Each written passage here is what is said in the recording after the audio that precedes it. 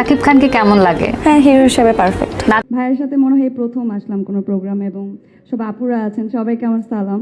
আমার ভালো লাগে। সো ব্রেকিং নিউজ এভরিওয়ান, বাংলাদেশের হচ্ছে ছোট পর্দার একজন অভিনেত্রী, যেটা হচ্ছে কেয়া পায়েল।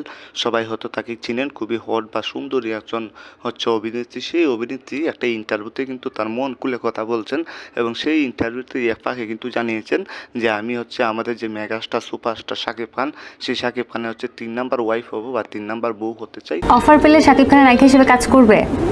এটা যদি গল্পের প্রয়োজন হয় তাহলে করব। এবং এটা কেয়া পায়েলের মতামত না, কেয়া পায়েলের ফ্যামিলি থেকে কিন্তু জানানো হয়েছে। এবং হচ্ছে শাকিব খানের যে 2024 সালে কিন্তু আপনারা জানেন 24-এর শুরুর দিকে শাকিব খানের ফ্যামিলি থেকে কিন্তু তাকে বিয়ে করার জন্য একটি বা গুজব উঠেছিল, বা এটাই আসলে সত্য আর কি। শাকিব খানের মা বাবা বলছিলেন যে শাকিব খানকে আবারও বিয়ে করাবেন তাদের ইচ্ছা বা তাদের পছন্দের, এবং সেই পছন্দের মেয়ে এটাই কিন্তু হচ্ছে কেয়া পায়েল। কেয়া পায়েল এছাড়া বলেন যে শাকিব খান খুবই দুর্দান্ত একজন অভিনেতা বা পারফেক্ট হচ্ছে একজন অভিনেতা বা একজন সুপারস্টার।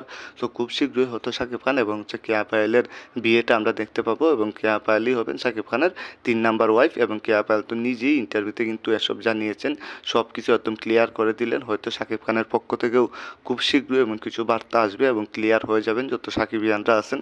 আপনাদের কাছে হচ্ছে এই বিষয়টা কেমন লাগলো, বা কেয়া পায়েলকে হচ্ছে কেমন লাগবে শাকিব খানের ওয়াইফ হিসাবে, সেটা আপনারা হচ্ছে একটু কমেন্টে জানিয়ে দিবেন। এবং অপু বিশ্বাস এবং বুবলির অবস্থা তো বুঝতেই পারছেন যে কী হবে।